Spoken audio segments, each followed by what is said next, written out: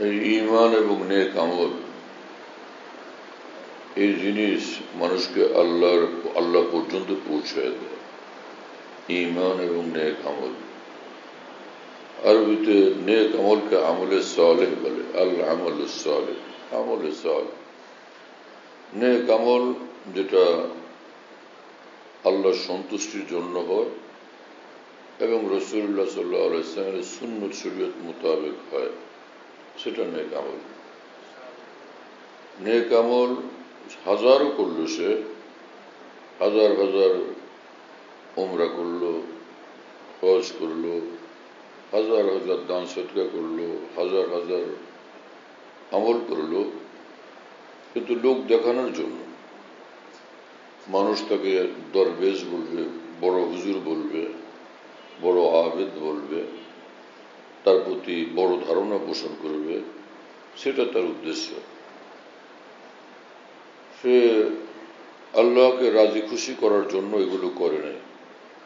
এই আমল তার জন্য জাহান্নামের কারণ হবে। এজন্য নেক আমলের মধ্যে প্রথম জরুরি ইখলাস, আর সেই সঙ্গে দরকার হলো আমল শরীয়তের হুকুম মোতাবেক হওয়া, শরীয়ত নির্ধারিত পদ্ধতিতে হওয়া। এখন একজনে আসরের নামাজের পর মাগরিব পর্যন্ত নফল পড়লো 20 রাকাত, অথচ শরীয়তের বিধান হলো রাসূলুল্লাহ সাল্লাল্লাহু আলাইহি ওয়াসাল্লাম বলছেন, লা সালাতা বাদাল আসরি হাত্তা তাগরুবা শামস, যে আসরের নামাজের পর আর কোন নামাজ পড়া যাবে না সূর্য অস্ত যাওয়া পর্যন্ত। এই সময়ের মধ্যে নফল পড়া যাবে না। এই লোক তো ওই সময় নফল পড়তেছে, ইখলাস তো আছে, আল্লাহকে রাজি করার জন্যই করতেছে সে, কিন্তু এটা তো শরীয়তের বিধান মোতাবেক হলো না, এই আমলও কবুলযোগ্য হবে না। এই কারণে যে সকল আমল মানুষ আবেগ তাড়িত হয়ে করে, আল্লাহর মহব্বতে করে, রাসূলুল্লাহ সাল্লাল্লাহু আলাইহি ওয়াসাল্লামের মহব্বতে করে, কিন্তু সেটা যদি শরীয়তে এই নিয়ম, এই নীতিমালা, এই বিধান, এই সিস্টেম নাই, অনুমোদিত নাই, তাহলে সে যত ইখলাস নিয়ে মহব্বত নিয়ে করুক, সেটাও কবুলযোগ্য হবে না। কারণ আল্লাহ পাক জাল্লা জালালুহু বলে দিয়েছেন কোরআন শরীফে, আমার রসুল যা দেন সেটা তোমরা নিবে, আর আমার রসুল যে জিনিস থেকে বারণ করেন সেই জিনিস থেকে তোমরা বিরত থাকবে। তোমরা মা আতাকুমুর রাসূলু ফাখুযুহু ওয়া মা নাহাকুম আনহু ফান্তাহু। এবং আল্লাহ পাক বলছেন, তোমরা মানবে আল্লাহকে, মানবে আল্লাহর রসুলকে। আতিউল্লাহ ওয়া আতিউর রাসূল ওয়া উলিল আমরি মিনকুম, এবং তোমাদের মধ্যে যারা মজবুত উলামায়ে দ্বীন, ফুকাহা, কোরআন সুন্নাহর গভীর জ্ঞান সম্পন্ন উলামা, তাদেরকে মানবে। দ্বীনের ব্যাখ্যার ক্ষেত্রে তাদেরকে মানবে। আল্লাহকে মানতে হবে, আল্লাহর রসুলকে মানতে হবে, এবং যারা দ্বীনের গভীর জ্ঞান সম্পন্ন উলামায়ে দ্বীন, তাদেরকেও মানতে হবে। তারা হচ্ছেন ফুকাহায়ে কেরাম, হযরত ইমাম আবু হানিফা, ইমাম আবু ইউসুফ, ইমাম মুহাম্মদ, ইমাম জুফর, ইমাম মালিক, ইমাম শাফি, ইমাম আহমদ ইবনে হাম্বল, আব্দুল্লাহ ইবনে মুবারক রাহিমাহুল্লাহ তাআলা। উম্মতের মধ্যে যারা ফুকাহা, তাদেরকে মানবে। সাহাবাদের মধ্যে ফুকাহায়ে কেরাম ছিলেন। সব সাহাবী বড় আলেম ছিলেন না, দ্বীনের জরুরি ইলম সব সাহাবীদের ছিল। ব্যাপক ইলম হলে তখন তাকে আলেমে দ্বীন বলে। ফরজ ইলমের চেয়েও আরো অনেক বেশি ইলমের অধিকারী হলে তখন শরীয়তের পরিভাষায় তাকে আলেমে দ্বীন বলা হয়। এভাবে সব সাহাবী বড় আলেমে দ্বীন ছিলেন না, যাদেরকে ফকিহ বলা হয়। শরীয়তে কোরআন সুন্নাহ থেকে বের করে নিয়ে এসে যারা শরীয়তের আহকাম, বিধিবিধান বলতে পারতেন, এরকম সাহাবীর সংখ্যা বেশি ছিল না। মদিনা শরীফে এরকম সাহাবীর সংখ্যা 25 জনের মতো ছিল। তো আল্লাহ পাক এটাও বললেন যে আমাকে যেমন মানবে, আমার রসুলকে মানবে। আল্লাহ এবং রসুলের কথা আসমানি ইলমের ব্যাখ্যাদানকারী একদম বিজ্ঞ মজবুত গভীর জ্ঞান সম্পন্ন উলামায়ে দ্বীন যারা, তাদেরকেও মানবে, তবেই তোমরা সৎ পথে চলতে পারবে। এজন্য উলামায়ে দ্বীনের কর্তব্য মুসলমানদেরকে বলতে থাকা যে উলামায়ে দ্বীনকে মানার জন্য আল্লাহ রসুলের নির্দেশ। এই কথাগুলো নিজের থেকে বলতে থাকলে তখন সেটা সুন্দর হয় না। আল্লাহ পাক কোরআনে বলছেন, রাসূলুল্লাহ সাল্লাল্লাহু আলাইহি ওয়াসাল্লাম বলছেন, সে হাদিস শরীফ বললে মুসলমান কেন মানবে না? তো আল্লাহ রসুলকে মানতে হবে। তো একটা নেক আমল হলো যে ইমানের সাথে, ইমান যখন থাকলো, ইমান না থাকলে কোনো আমলের মূল্য নাই। এজন্য ইহুদি খ্রিস্টান যারা, অন্য ধর্মের মানুষ অথবা একদমই বিধর্মী, তাদের লক্ষ কোটি ভালো কাজ থাকুক, সেটা আল্লাহর দরবারে কবুলযোগ্য হবে না, এই কারণে যে তার মধ্যে ইমান নাই। নবী মুহাম্মদুর রাসূলুল্লাহ সাল্লাল্লাহু আলাইহি ওয়াসাল্লাম পৃথিবীতে নবী হিসাবে আবির্ভূত হওয়ার পর, তো এরপর থেকে আসমানি যে ধর্মগুলো ছিল সেগুলো আল্লাহ পাক রহিত করে দিয়েছেন। সেই ধর্মের বিধানের উপর আর আমল করা যাবে না। হ্যাঁ, সব ধর্মের মধ্যে আসমানে যত দিন ছিল সবগুলোর মধ্যেই তাওহীদ ছিল, রিসালাত ছিল, হ্যাঁ, ফেরেশতাদের উপর ঈমান ছিল, জান্নাত জাহান্নামের উপর ঈমান ছিল, মৃত্যুর পরে পুনর্জীবিত হওয়া এটার উপর ঈমান ছিল, কিয়ামতের উপর ঈমান ছিল, হিসাব কিতাবের উপর ঈমান ছিল। ঈমানের বিষয়গুলো সব উম্মতের মধ্যেই ছিল, কিন্তু শরীয়তের ব্যাপক বিধিবিধান, আহকাম, সিস্টেম, নিয়মাবলী সব উম্মতে এক ছিল না। অন্যান্য উম্মতের মধ্যে এগুলোর পরিমাণ একদম কম ছিল। সর্বশেষ নবী মুহাম্মদুর রাসূলুল্লাহ সাল্লাল্লাহু আলাইহি ওয়াসাল্লাম শরীয়তে ব্যাপকভাবে আল্লাহ পাক বিধানাবলী দিয়ে আল্লাহর দ্বীনকে একদম পূর্ণাঙ্গ করে দিয়েছেন। আল ইয়াউমা আকমালতু লাকুম দীনাকুম ওয়া আতমামতু আলাইকুম নি'মাতি ওয়া রাযীতু লাকুমুল ইসলাম দীনা। আল্লাহ পাক বলছেন যে আজকে আমি তোমাদের জন্য তোমাদের দ্বীনকে আমি একদম পূর্ণতা দান করলাম, পরিপূর্ণ এক দ্বীন তোমাদেরকে আমি দিয়ে দিলাম, যেটা কিয়ামত পর্যন্ত চলবে। হ্যাঁ, তার মানে আর কোনো নবী আসবে না, আর কোনো কিতাবও আসবে না। এই শেষ কিতাব, শেষ নবী। আকমালতু লাকুম দীনাকুম ওয়া আতমামতু আলাইকুম নি'মাতি। আমি যে নবুয়ত দান করি সেই নবুয়ত চূড়ান্ত করে দিলাম, সমাপ্ত একদম। রাযীতু লাকুমুল ইসলাম দীনা। আমি যে দ্বীন দিলাম এটা হলো ইসলাম। এই ইসলামের উপরে আমি সন্তুষ্ট, আমি খুশি, এটা আমার কাছে অনুমোদিত, এটাই আমার কাছে একমাত্র গ্রহণযোগ্য। আরেক আয়াতে আল্লাহ পাক আরো স্পষ্ট করছেন, ওমান ইয়াবতাগি গায়রাল ইসলামি দীনান ফালা ইউকবালা মিনহু। যে ইসলাম ব্যতীত আর যে কোনো ধর্ম যদি কেউ অবলম্বন করে আল্লাহ পাকের নিকট সেটা কখনো গ্রহণযোগ্য হবে না। তাহলে এর অর্থ এই দাঁড়ায় যে হাজারো ভালো কাজ করুক, দান, সদকা, খায়রাত, উপাসনা, ইবাদত, বন্দেগী, কিন্তু কোনোটাই কবুল হবে না শেষ নবী মুহাম্মদুর রাসূলুল্লাহ সাল্লাল্লাহু আলাইহি ওয়াসাল্লামের উপর ঈমান না আনার কারণে, কোরআনের উপর ঈমান না আনার কারণে।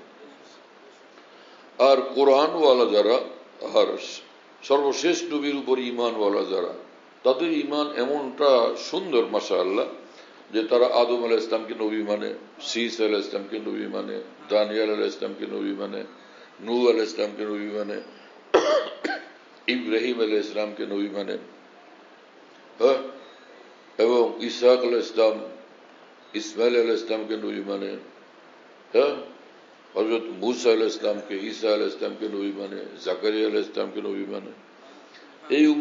এই উম্মত সব নবীদেরকে নবী মানে, এবং এই প্রত্যেকের উপর ঈমান আনা ফরজ, প্রত্যেকের প্রতি আদব করাও ফরজ, প্রত্যেককে শ্রদ্ধা করাও ফরজ, প্রত্যেককে মহব্বত করাও ফরজ। কিন্তু তাদের শরীয়ত শুধু এই উম্মতের এখানে পালিত হবে না, কিন্তু তাদেরকে বিশ্বাস করা নবী হিসাবে, তাদেরকে শ্রদ্ধা করা, ভক্তি করা, মহব্বত করা প্রত্যেকের উপর ফরজ, এই উম্মতের প্রত্যেকের উপরে ফরজ। এমন সুন্দর আমাদের ইসলাম, আলহামদুলিল্লাহ রাব্বিল আলামিন। এখানে কোনো গুস্তাখি বেয়াদবির কোনোই সুযোগ নেই, কোনোই অবকাশ নেই। ইহুদি খ্রিস্টানরা তাদের মধ্যে কোনো লোক কোরআন নিয়ে অনেক সময় তিরস্কার করে, রাসূলুল্লাহ সাল্লাল্লাহু আলাইহি ওয়াসাল্লামের শানে গুস্তাখি বেয়াদবি করে জাহান্নামের আরো বড় উপযুক্ত কীট হয়। কিন্তু মুসলমানরা তো তখনও সেই ইহুদি খ্রিস্টানদের যে কিতাব, আসমানি কিতাব ছিল তাদের কাছে, যেটা এখন নাই, এখন যেটা আছে সেটা চূড়ান্ত বিকৃত। সেই আসমানি কিতাব তৌরাত নিয়ে তো মুসলমান কখনো তিরস্কার করতে পারে না, ইনজিল কিতাব নিয়ে কখনো তিরস্কার করতে পারে না, মুসা আলাইহিস সালামকে নিয়ে, ঈসা আলাইহিস সালামকে নিয়ে মুসলমান কখনো তিরস্কার করতে পারে না। কারণ আমাদের তো ঈমান হেফাজত করতে হবে। যে কোনো নবীর প্রতি ঈমান যার থাকবে না সে কাফের, যে কোনো নবীর সঙ্গে বেয়াদবি যে করবে সে কাফের। কি মুশকিল ব্যাপার না? এবং এটাই আমাদের জন্য সৌন্দর্য যে আল্লাহ পাক সব নবীদেরকে মানতে আমাদেরকে বাধ্য করছেন। আলহামদুলিল্লাহ। যে হাজার খেসকে বেগানা আজ খোদা বাসত, ফেদায়ে তনে বেগানা কাশনা বাসত। যে আমার মাওলার সেই আমার, যে আমার মাওলার না সে আমার না, আমার আপনজন, আমার ব্লাড কানেক্টেড মানুষ, রক্ত সম্পর্কীয় আত্মীয় স্বজন, তারা যদি আমার আল্লাহকে না মানে তাহলে সে তো আমার থাকলো না। আমার সেই ব্যক্তি আমার, যে আত্মীয় না কিন্তু সে আমার মাওলা, তাহলে সে আমার।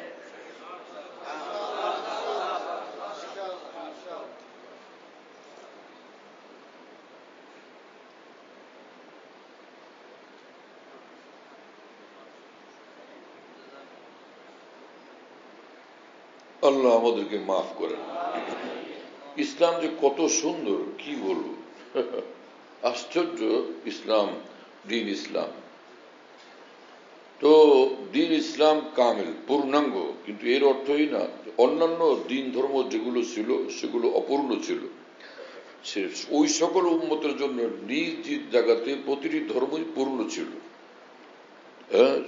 সেই ধর্মেরও পূর্ণতা ছিল, কোনো সন্দেহ নেই।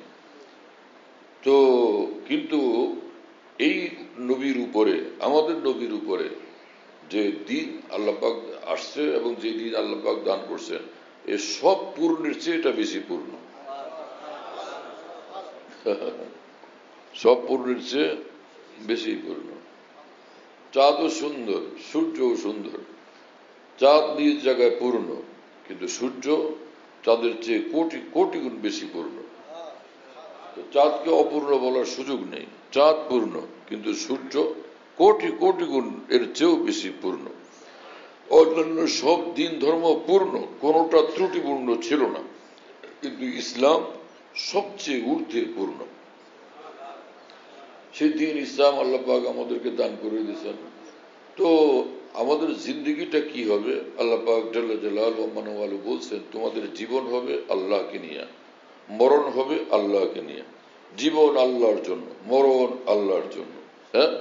তোমরা সব এক রব্বুল আলামিনের জন্য, তোমাদের এক একটা মুহূর্ত রব্বুল আলামিনের জন্য। अनफाज जिंदगी के जो उन पर फिदा हुए, शम्स कमर भी सामने उनके गदा हुए। আমার শেখ আরিফ বিল্লাহ মাওলানা শাহ হাকিম মোহাম্মদ আখতার সাহেব রহমতুল্লাহ আলাইহি বলেন, যাদের জীবনের এক একটা নিঃশ্বাস, এক একটা মুহূর্ত মহান আল্লাহর সন্তুষ্টির কাজে ব্যয় হয় এবং জীবনের এক একটা মুহূর্ত আল্লাহর উপর উৎসর্গ হয়, চাঁদ সূরজও তাদেরকে দেখলে লজ্জিত হয় এবং চাঁদ সূরজও তাদের সামনে মিসকিন এবং ভিখারি হয়ে যায়। এই মানুষ যে আল্লাহকে সন্তুষ্ট করে ফেলছে, তার কাছে আল্লাহ সন্তুষ্টির ধন এত বড়, ঈমানের ধন এত বড়, আল্লাহর মহব্বতের ধন এত বড়, আমার মতো কোটি কোটি চাঁদ সূরজ ওর সামনে মিসকিন। अनफाज जिंदगी के जो उन पर फिदा हुए, शम्स कमर भी सामने उनके गदा हुए। মুসলমান এমন এক সত্তার নাম, এমন এক ব্যক্তির নাম, এমন এক মানুষের নাম। আমরা সত্যিকার ভালো মুসলমান হওয়ার চেষ্টা তো করি। মুসলমানের জিন্দগি, মুসলমান যেরকম ঈমানওয়ালা, কি বড় বড় কথা, আল্লাহর প্রতি ঈমানওয়ালা, আল্লাহর এক আল্লাহ সেই কথার উপর ঈমানওয়ালা, এই বিশ্বাস যার মধ্যে পয়দা হয়, মুহূর্তের মধ্যে সে 7 আসমানের ঊর্ধ্বে উঠে যায়, এত বড় মানুষ হয়ে যায় মুসলমান।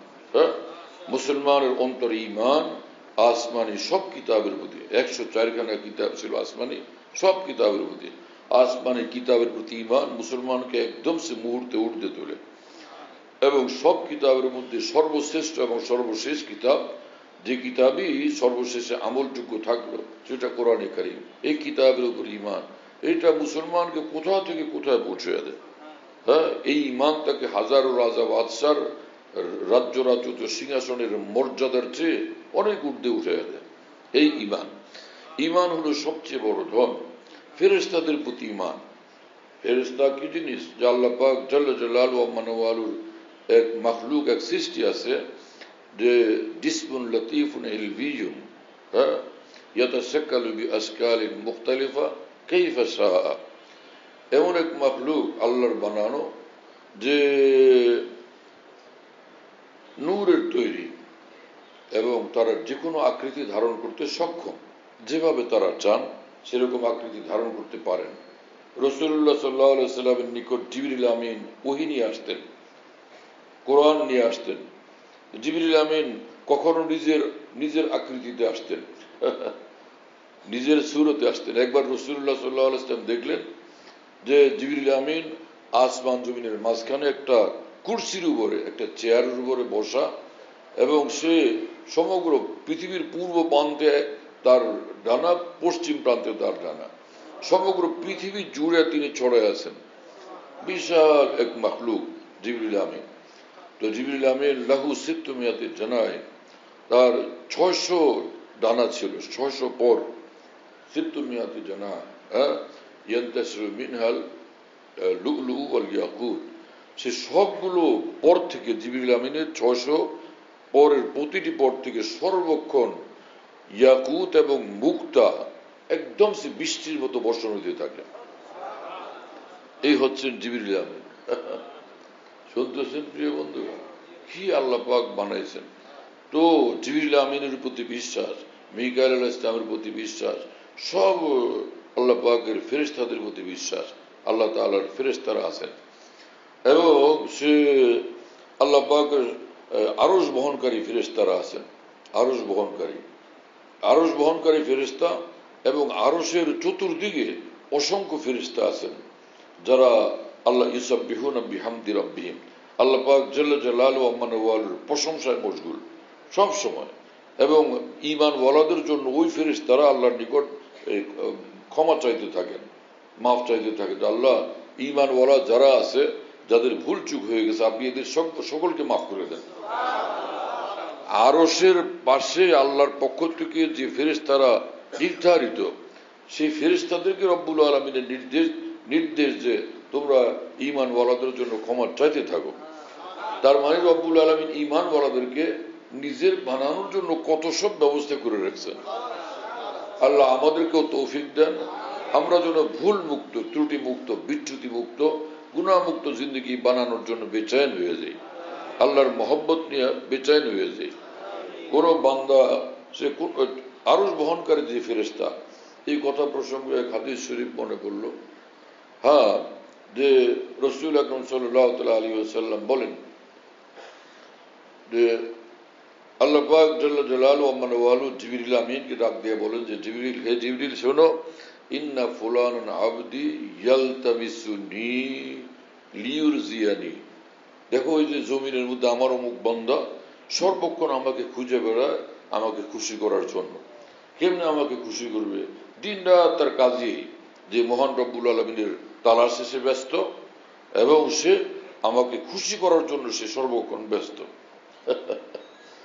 তো ওয়া ইন্না রাহমাতি আলা ওয়া ইন্না রাহমাতি আলাইহি হে জিবরিল তুমি শোনো আমার রহমত তার উপরে আমার মহব্বত তার জন্য আমার রহমত তার জন্য জিবরিল আমিন এটা শুনে জোশে আসেন যে আল্লাহ পাক এই বান্দার প্রতি এত খুশি আল্লাহ পাক নিজের রহমত এবং মহব্বতকে তার জন্য উজাড় করে দিয়েছেন তো তখন জিবরিল আমিন বলতে থাকেন রহমতুল্লাহি আলাইহি হ্যাঁ রহমতুল্লাহি আলাইহি আল্লাহ পাকের রহমত ভালোবাসা তার জন্য আল্লাহ পাক বরাদ্দ করে দিয়েছেন ফাইনাল করে দিয়েছেন তো জিবরিল আমিন যখন বলেন তো তখন সে হামালাতুল আরশ ওমান হাওলাহু যে আরশ বহনকারী ফেরেশতারা এবং আরশের পাশে অসংখ্য ফেরেশতা, তারা সকলে বলতে থাকেন রহমতুল্লাহ আলাইহি। যেই বান্দা পৃথিবীতে কোনো বান্দা নির্দিষ্ট, কোনো আব্দুল্লাহ, কোনো আব্দুর রহিম, হ্যাঁ না, কোনো আল্লাহ পাকের বান্দা, সেই বান্দার নাম নিয়ে তিনি ফেরেশতারা সকলে বলতে থাকেন আল্লাহর রহমত এই বান্দার জন্য, আল্লাহ পাকের রহমত এই বান্দার জন্য, আল্লাহ পাকের মহব্বত এই বান্দার জন্য। মানে আসমান থেকে ঘোষণা হইতে থাকে এই বান্দার জান্নাতি বান্দা, এই বান্দার জন্য আল্লাহর সেই মহব্বত এবং রহমত, যে মহব্বত রহমত তার জিন্দগিকে কামিয়াব বানায় তাকে জান্নাতুল ফিরদৌসে নিয়ে যাবে। এই হলো মুসলমানের শান। অমুক তুমি এগিয়ে চলো, আমরা আছি তোমার সাথে। পৃথিবীতে মানুষরা সম্মানের জন্য, ভালোবাসা প্রকাশের জন্য একজনের নামে এরকম বলে না, কিন্তু এখানে এক ঈমানওয়ালা যে আল্লাহকে রাজি খুশি করে ফেলে, মুত্তাকি, পরহেজগার, নেক আমলওয়ালা, আল্লাহওয়ালা মানুষ, তার জন্য আসমানের ফেরেশতারা এইভাবে সমস্ত ফেরেশতারা বলতে থাকে, আসমানের সমস্ত ফেরেশতারা রহমতুল্লাহ আলাইহি, রহমতুল্লাহ আলাইহি, যে এই বান্দার উপরে আল্লাহ পাকের রহমত, এই বান্দার প্রতি আল্লাহ পাকের রহমত, এই বান্দার জন্য আল্লাহ পাকের মহব্বত। আরে সুবহানাল্লাহ, হাত্তা তানজিলু ইলাল আরদ, সেই আল্লাহ পাকের যে রহমত আর মহব্বত, এই ঘোষণা শেষ পর্যন্ত পৃথিবীর ফেরেশতারা পর্যন্ত এক কথা বলতে থাকে। এবং যে যত নেক মানুষ, মুমিনিনে সালিহিন, আল্লাহ পাকের যত নেক বান্দা পৃথিবীতে, ওই বান্দাদের অন্তরে তার প্রতি মহব্বত পয়দা হয়ে যায়।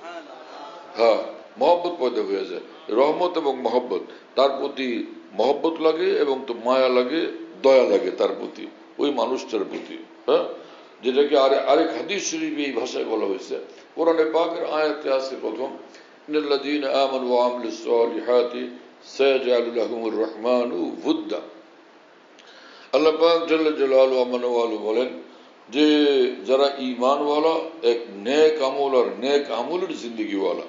কোরআনের পরিভাষা বুঝতে হবে। আমিলুস সালিহাত মানে গুনাহ থেকে আলাদা, আল্লাহ পাকের সন্তুষ্টির আমলের জিন্দেগি নিয়ে চলেছে, এইরকম বান্দা যারা, সায়াজআলু লাহুমুর রহমানু উদ্দা, অচিরেই রব্বুল আলামিন মানুষের অন্তরে তাদের প্রতি ভালোবাসা পয়দা করে দিবেন। এই আয়াতে পাকের ব্যাখ্যা প্রসঙ্গে বিখ্যাত তাবী সাঈদ ইবনে জুবায়ের রাহমাতুল্লাহ আলাইহি বলেন যে ইউহিব্বুহুম ওয়া ইউহাব্বিবুহুম, যে আল্লাহ পাক জাল্লা জালালুহু ওয়া মানওয়ালু নিজে এই বান্দাদেরকে ভালোবাসেন। ঈমান যার মধ্যে আছে, নেক আমল যার মধ্যে আছে, আল্লাহ নিজে তাকে ভালোবাসেন, তাদেরকে ভালোবাসেন। ওয়া ইউহাব্বিবুহুম, এবং সারা পৃথিবীর নেক বান্দা, মুমিনিনে সালিহিন, নেক বান্দা যারা, তাদের অন্তরে সকলের অন্তরে এই বান্দাকে প্রিয় পাত্র বানায় দেন, মাহবুবুল আলম বানায় দেন। মাহবুবুল, সারা বিশ্বের মুমিনদের অন্তরে, মুসলমানদের অন্তরে তাকে প্রিয় পাত্র বানায় দেন। কাফের তো কাফের, মুশরিক তো মুশরিক, দুশমন তো দুশমন, কিন্তু ঈমানওয়ালাদের অন্তরে তাকে প্রিয় পাত্র বানায় দেন। ইউহিব্বুহুম ওয়া ইউহাব্বিবুহুম। কথা বুঝতে আসছে প্রিয় বন্ধুরা? তাফসিরে ইবনে কাসিরে ইমাম ইমাদউদ্দিন ইবনে কাসির রাহমাহুল্লাহ বলেন, ইয়াগরিসু লাহুম ফি কুলুবি ইবাদিহিস সালিহিন আল মাওয়াদ্দা, যে সমস্ত নেক বান্দাদের অন্তরে যে আল্লাহ পাক মহব্বতের গাছ লাগিয়ে দেন, মহব্বতের চারা লাগিয়ে দেন। যে ইয়াগরিসুর অর্থ যে দিন দিন সে মহব্বত বৃদ্ধি পাইতে থাকে, দিন দিন সে মহব্বত বৃদ্ধি পাইতে থাকে। হ্যাঁ, আল্লাহু আকবার। ঈমান আর নেক আমল যার মধ্যে হয়, ঈমান আর নেক আমল যার জিন্দেগি হয়, তার মর্তবা দুনিয়াতে এত বড়, তো আখিরাতে কি হবে? এবং মুফাসসিরিন লিখছেন সায়াজআলু লাহুমুর রহমানু উদ্দা আই ফিদ দুনিয়া। আল্লাহ পাক জাল্লা জালালুহু ওয়া মানওয়ালু যে ঈমান আর নেক আমল ওয়ালাদেরকে প্রিয় বানায় দেন মুমিনদের অন্তরে, সেটা এই দুনিয়াতে। পরকাল জীবন তো আছে, সেটা তো আল্লাহ পাক জাল্লা জালালুহু ওয়া মানওয়ালু যে যাদের মধ্যে একটু কোনো দূরত্বও ছিল, জান্নাতে যাওয়ার মুহূর্তে আল্লাহ পাক তাদের অন্তরকে নিজে একদম সাফ এবং ফ্রেশ বানায় দিবেন। তখন কেউ কারো বিরুদ্ধে আন্দোলন করবে না, সংগ্রাম করবে না, কারো বিরুদ্ধে বলবে না, কেউ কারো বিরুদ্ধে সমালোচনা করবে না। কারোর বিরুদ্ধে বিদ্বেষ, হিংসা বিদ্বেষ অন্তরে পোষণ করবে না। সকলের প্রতি শুধু মহব্বত আর ভালোবাসা। দেখলেই সকলকে ভাইয়া ভাইয়া আপনি কেমন আছেন, সব ভাইয়া।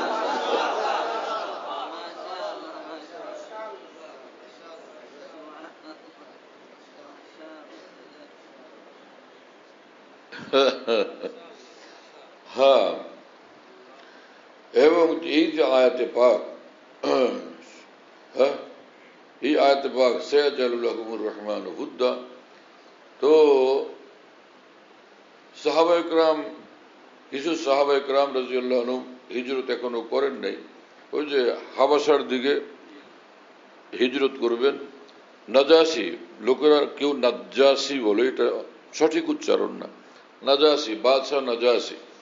সাহাবায়ে কেরাম হিজরত করে ওখানে যাবেন।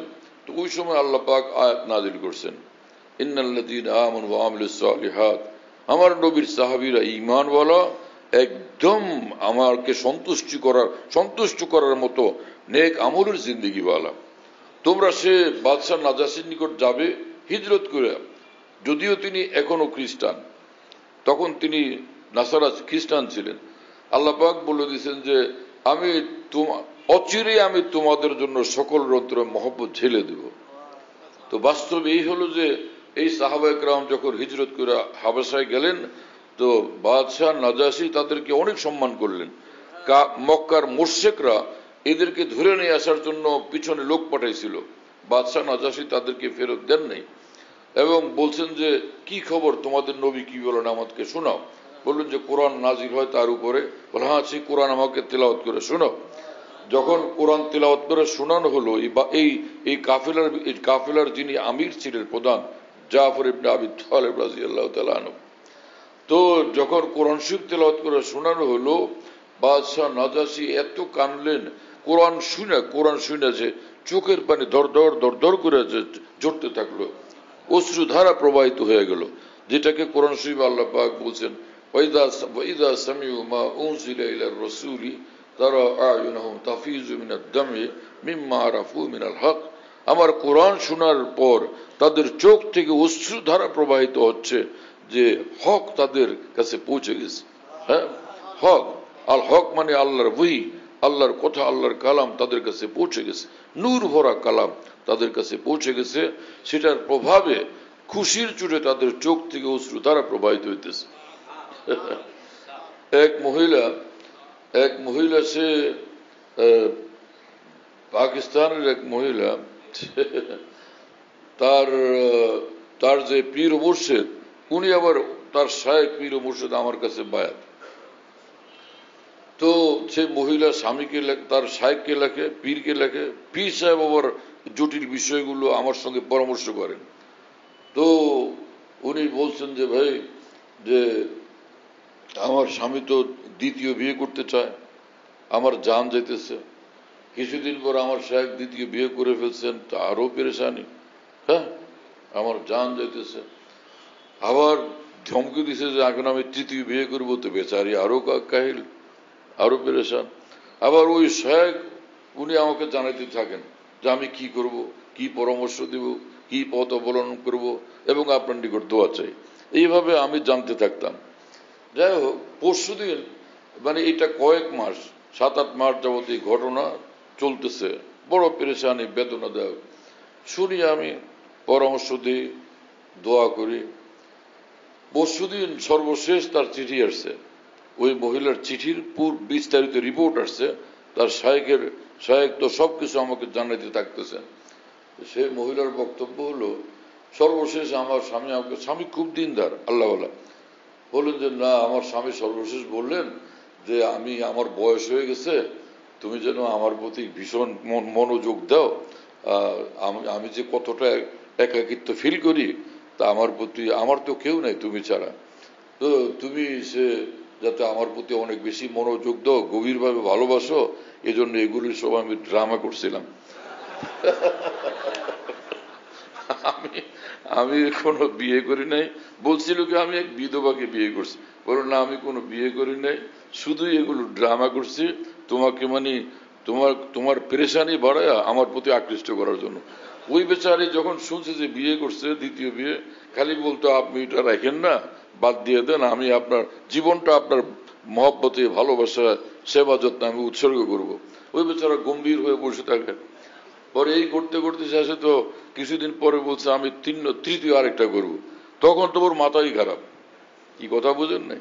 নিজের শায়েকের কাছে দোয়া চায়, শায়েকের মাধ্যমে আমার কাছে দোয়া চায়, পেরেশানির চরম। তো পরশুদিন যখন এটা বলছে, এখন সে বলে কি যে মানে বলছে আমি কোনো বিয়েও করি নাই, তৃতীয় বিয়ের কোনো প্রশ্নে উঠে না, তো আমি এই জন্য করছিলাম। এখন সেই মহিলার বক্তব্য কি যে খুশির চোটে না জানি আমি পাগল হয়ে যাই।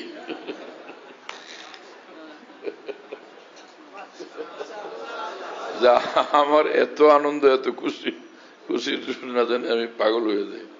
আল্লাহ একবার, এক মুসলমানের প্রতি রব্বুল আলমিনের কি মহব্বত, কি ভালোবাসা, কি দয়া, কি আজীব ব্যাপার। একজন ঈমানওয়ালার এত সম্মান, এত মর্যাদা রব্বুল আলমিনের নিকট। এগুলো যদি আমরা মুসলমান বুঝতে পারতাম, খুশির চোটে এক এক মুসলমান আল্লাহর উপরে আরো উৎসর্গ হইতো। কিসের এই হারাম দুনিয়া, এই ধান্দাবাজি কেন করবো আমরা? আফসোসের কথা যে ঈমানওয়ালা মানুষ তো সাধারণ মুসলমান, আমাদের আলেম ওলামাদের মধ্যে কয়জন মানুষ এরকম আছেন যারা আল্লাহর মহব্বতে বেচায়েন।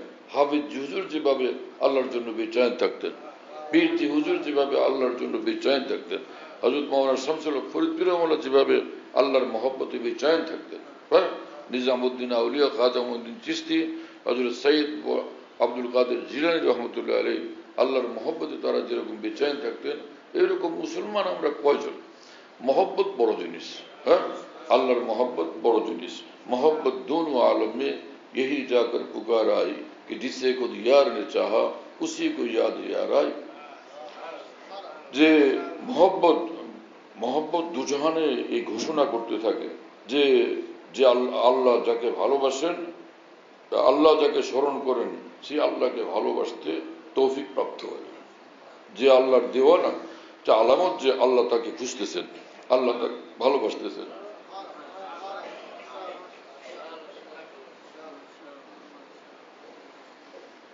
তো এক হাদিস শরীফ, এই হাদিস মুসনাদে আহমদে আছে, বুখারী শরীফে আছে, মুসলিম শরীফে আছে, তিরমিজি শরীফে আছে।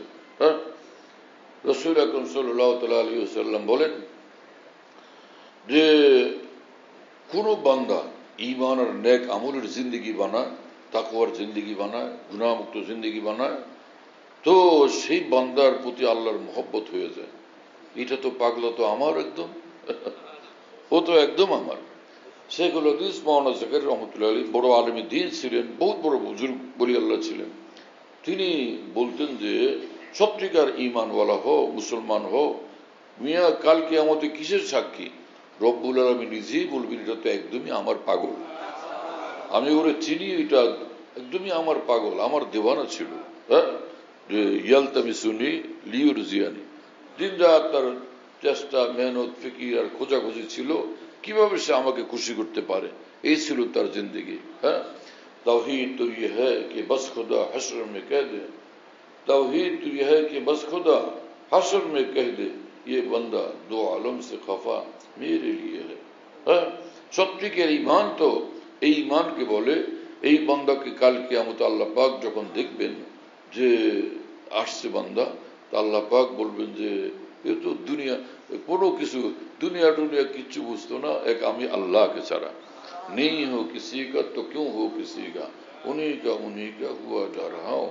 আমি কারো না, আমি শুধুই মহান আল্লাহর, আমি আল্লাহর জন্যই উৎসর্গিত, আমি আমার জীবন আল্লাহর জন্যই একদম চূড়ান্ত ভাবে নিবেদিত। তো আল্লাহ পাক যখন কোনো বান্দাকে গভীর ভাবে মহব্বত করেন, ভালোবাসেন, জিবরিল আমিনকে বলেন, হে জিবরিল, যে ওই যে বান্দাকে দেখো, ইন্নী উহিব্বু ফাহিব্বাহু, হ্যাঁ, আমি তাকে ভালোবাসি, তুমিও কিন্তু তাকে ভালোবাসবে। জিবরিল আমিন তখন আসমানের সব আসমানের মধ্যে ঘোষণা দিয়ে দেন যে এই বান্দা জমিনে বিচরণকারী বান্দা, তো আমি তাকে ভালোবাসি, তোমরা তাকে ভালোবাসবে। তো আসমানের সমস্ত ফেরেশতারা বেশুমার ফেরেশতা, 2-10,000, 2-10,000 কোটি, কোনো হিসাব কিতাব নেই, বেশুমার ফেরেশতা। সকলেই বান্দাকে তখন মহব্বত করেন, তো সকলে তার আশেক দেওয়ানা হয়ে যান। সকলে তার আশেক, সকলে তার মহব্বতকারীর কোনো হিসাব কিতাব নেই, বেশুমার। একজন বেশি সুন্দরী হলে একজনে, দুইজনে, 10 জনে ভালোবাসে, আর এই বান্দাকে ভালোবাসে বেশুমার আসমানের ফেরেশতারা। প্রথম তো আল্লাহ ভালোবাসেন, ফের আল্লাহর মহব্বতের বরকতে সব ফেরেশতারা ভালোবাসেন। হ্যাঁ, তো এইভাবে আসমানের সব ফেরেশতা ঐক্যবদ্ধভাবে বান্দাকে যখন নিজের প্রিয় পাত্র বানায় নেন, সুম্মা ইউজাউ লাহুল কবুল ফিল আরদি, এই পৃথিবীর যত নেক বান্দা ঈমানওয়ালা সকলের অন্তরে, বিশেষভাবে আউলিয়া ইকরামের অন্তরে আল্লাহ পাক তাকে প্রিয় পাত্র বানায় দেন। সব আউলিয়া ইকরাম তাকে দেখলেই মহব্বত করে, আউলিয়া ইকরাম দেখলেই তাকে মহব্বত করে, ভালোবাসে। কথা বুঝতেছেন ভাইরা? আল্লাহ পাক আমাদেরকে কবুল করে। তা আমরা সকলে ইনশাআল্লাহ তাআলা হিম্মত করি। আমরা তো ঈমান আল্লাহ পাক আমাদের নিজ দয়াতে দান করে দিচ্ছেন, আমরা সকলে নেক আমলের জিন্দেগি বানাবো, সকলে এর জন্য তৈয়ার ইনশাআল্লাহ তাআলা। সব আমরা আল্লাহকে খুশি করে ফেলবো ইনশাআল্লাহ। যে হাদিসে শুনলাম একটু আগে, আল্লাহ পাক বলেন এই বান্দা দিন রাত আমাকে খুঁজে বেড়ায়, ইয়ালতামিসুনি, কি ভাষা হাদিস শরীফের, যে আল্লাহ পাক বলেন যে এই বান্দা দিন রাত আমাকে খুঁজে, লিউরজিয়ানি, আমাকে সন্তুষ্ট করার জন্য। আহা, আজীব মামলা। আল্লাহ পাক যে বান্দার এইভাবে বিবরণ দেন, সেই বান্দা কত সৌভাগ্যবান বান্দা, কত উঁচু কপালের বান্দা। লোকেরা মনে করে চেয়ারম্যান, মেম্বার হলাম, এমপি সাহেব হলাম, মিনিস্টার হলাম, মন্ত্রী হলাম, 5 বছরের জন্য আমি বড় কিছু হয়ে গেলাম। না, এমপি সাহেব হওয়া, মন্ত্রী হওয়া এটা দুনিয়ার জন্য বড় কিছু, কিন্তু আসল বড় ওই ব্যক্তি যে ঈমানওয়ালা এবং আল্লাহর সন্তুষ্টি প্রাপ্ত বান্দা, সে সবচেয়ে ঊর্ধ্বে, তার মর্যাদা সবচেয়ে বড়। হ্যাঁ, সে যে জমিনের উপরে সেজদা করে, সে জমিনের ধুলা বালুও রাজা বাদশাদের সিংহাসনের চেয়ে বেশি দামি। আল্লাহ পাক জাল্লা জালালুহু ওয়া মানওয়ালু আমাদের সকলকে এরকম কামিল ঈমানওয়ালা আর নেক আমলের জিন্দেগিওয়ালা বানায় দেন, একদম মুত্তাকি পরহেজগার বিলকুল আল্লাহওয়ালা বানায় দেন। আমাদের পরিবার পরিজন, সন্তানাদি, আত্মীয় স্বজন, বন্ধু বান্ধব, আপনজন, প্রিয়জন, প্রতিবেশী সকলকে আল্লাহ বানান, সকল মুসলমানকে বানায় দেন। হ্যাঁ, এখানে কৃপণতা করার কি দরকার? যে জান্নাতে গেলে আমরা যাব আর আমাদের মামারা যাবে, বাকিরা কই যাবে? জান্নাত কি এমন ঠিকানা যে আমরা আর মামারা যাবে, অথবা আমাদের দলের লোকেরা, আমাদের পার্টির লোকেরা যাবে, বাকিদেরকে আমরা গেটে দাঁড়ায় থাকবো যাতে একটাও ঢুকতে না পারে, দেখে দেখে নিব জান্নাতে? এরকম হবে কিছু? সব ঈমানওয়ালা জান্নাতে যাবে। যত দুষ্টামি আর পাগলামি আর হট্টগোল গন্ডগোল এইখানে, জান্নাতের গেটের বাইরে এই সকল গন্ডগোল ঝামেলা খতম হয়ে ফের জান্নাতে প্রবেশ করে গলাগলি করবার বলে, ভাই রে ভাই, কি উল্টাপাল্টা করলাম এখানে, সব গোলমাল করলাম আর এখন এসে এক জায়গায় তো উঠলাম। এই আগের থেকেই গোলমাল ছাড়ো তাহলে। ও আখিরু দাওয়ানা আলহামদুলিল্লাহ।